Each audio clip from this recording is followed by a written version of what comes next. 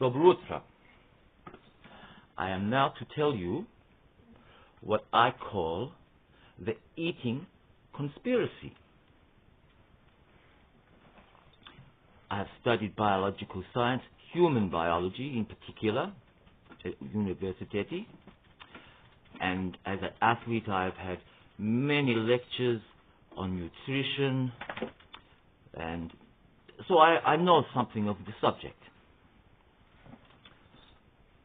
And I will tell you how your body fuels itself now as preparation for this conspiracy. So, your body will fuel itself in 3 ways. Here is little dog. Good morning, doggy. Yes, you're fine, huh? So, your body, you eat some food, this is in your system, this you can use to fuel your body. Your body also will store glycogen, which is the sugar that the human's body will metabolize the best. This is stored in your muscles and in your liver.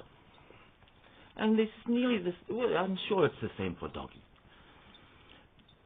So, you have food in your stomach and you're exercising or just going about your normal daily routine. You will gain your energy from the food in your stomach first. Then, when that is used, the glycogen stored in your muscle and in your liver, this is what you use. You use the glycogen in the muscle first. When this is running low, your liver squeezes, flooding your system with glycogen. This is what people will call your second wind. You are exercising, your energy level is low, then you get a boost. It is because your liver has squeezed to give you this extra energy that is necessary if you can continue your work. Once this is used up, then you will start to metabolize the fat you have stored on your body.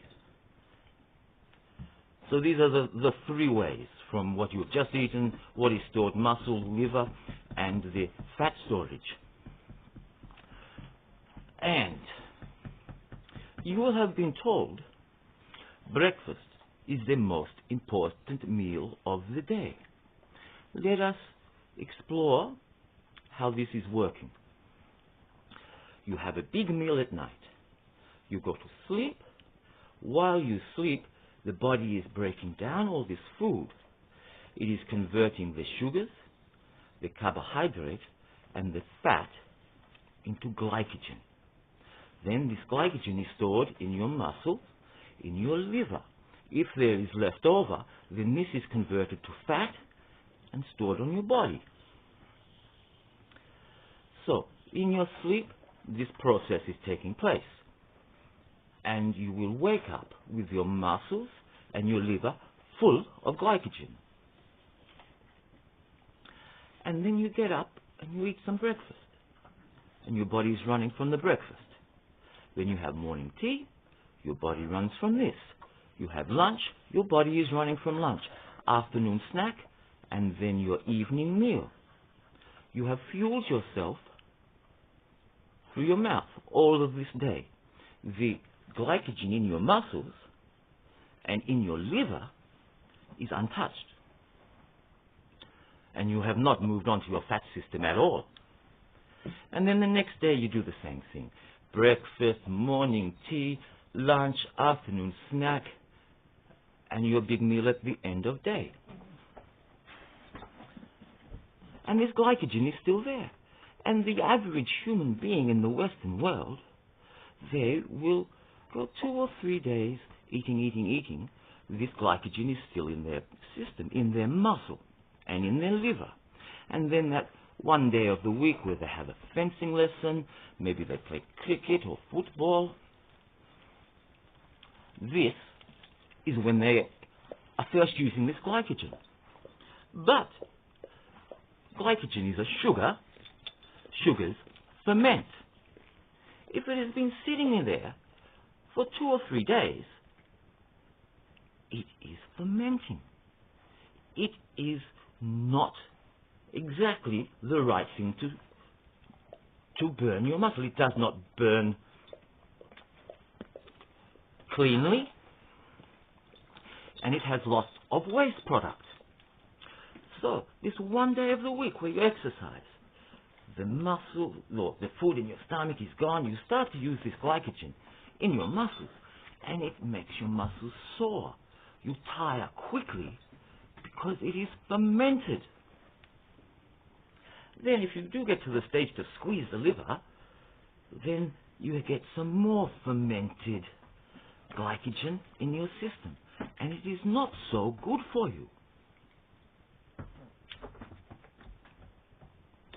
The next day, your muscles will be sore and stiff because it was fermented glycogen you have been burning in your muscle.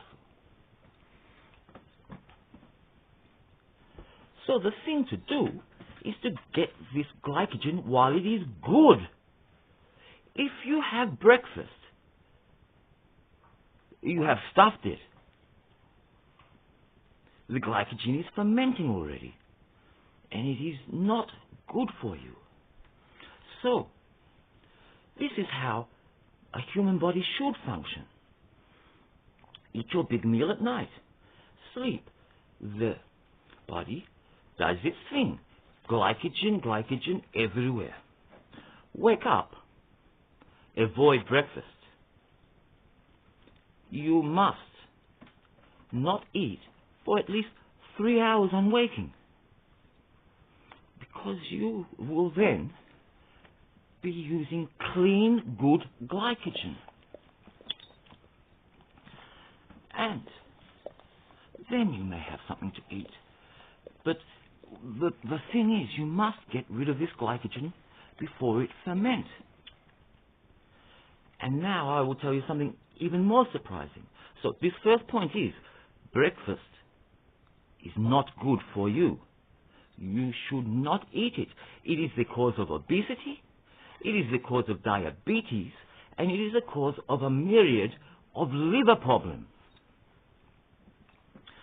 So you get up. If you do an exercise and morning run, this is perfect. Then you may eat and you're not causing so many problems.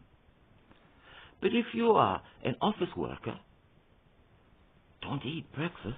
Wait at least until morning tea, because you are using this glycogen while it is fresh. Now so I've recapped, and I've recapped quite a bit. Hey, Ducky, good girl, good girl. So, breakfast is bad. But now, take me for example. I eat 1 meal a day, maximum.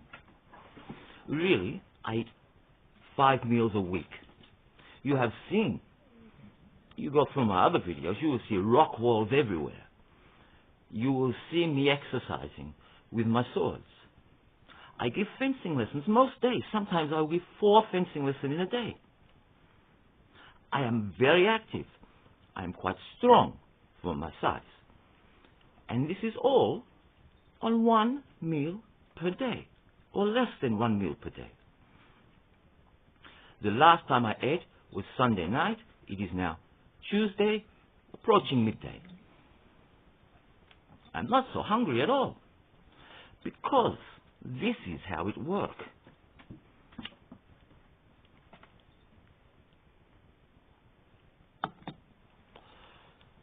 I wake up, I have glycogen in my muscle, in my liver, and I use this. And if you have 3 meals a day, dog, she is a lovely beast, but she can break my train of thought. Yes, good girl, good girl. Okay. Let us go to what we are told. We are told breakfast is the most important meal of the day, and we should have 3 square meals a day. Now, you have 1 meal. This should be enough. But no, you stuff 2 more on top of it with a few snacks. What happened? You are just forcing it straight through you. The weight of these 2 unnecessary meals are pushing it all through. And then you shove another meal on top and another meal on top and another meal on top all through the week. Your food is coming through too quickly. It is not digested. If you go to, how tactfully can we say this? Granny's donut, the lavatory. Your food will come through. You may look, and there will be pieces of corn or some carrot recognizable as food. This is because it is undigested, because it has been forced through by the weight of all these other meals on top of it, forcing it out before it is ready to go out. If you eat one meal, it will go into your stomach. The stomach is the size of one meal. It will then be combined with the gastric juices, like the bile, acids, to break it down. Then it moves into your upper intestine. Here it is crushed and pulped and mixed with lots of liquids, and this is to break it apart so you may digest it. After this, it goes to your lower intestine, the lower bowel, and there the liquid is taken out, and all of the good things in suspension in the liquid taken out. You will have your sugars, your fats, your carbohydrates, and your proteins. The proteins are important. This is what builds the body and what repairs damage to your body. So if you only have one meal in the evening, in your sleep, this process is going on. And if you shove a breakfast on top of it, you will push it out. But if you do not, it will move from your stomach to your upper bowel to your lower bowel very slowly. And it will be digested properly. All of the elements, the trace elements, the minerals you need, these are the most difficult thing to extract from the food. So you want the food in your stomach, in your dietary system, for as long as possible. Now, I last ate Sunday night. It's now midday Tuesday. I'm not hungry. I'm not tired. Yesterday I chopped wood all day. And today I will chop some wood, and I may eat this night. But see, this meal on Sunday, it has fueled me for, 2 days already. And this is how the human body works. You slowly let the food come in. Your digestion system will slow down if you have one meal. And all the goodness from this meal will be in your body. So why would you eat 3 square meals a day when one is only necessary? It is advertising. You are being tricked. You are being tricked into eating 3 times the amount of food you need, but you're not even getting the value of one meal because it is rushing through your system. Cut your food intake down. Hunger mostly comes from advertising. If you can block this, or if you can just see through the lie, when you see the KFC ad, you will not think, "Ooh, I'm hungry." No, you will think, they're trying to trick me into being hungry. They want my money. So cut down your food intake.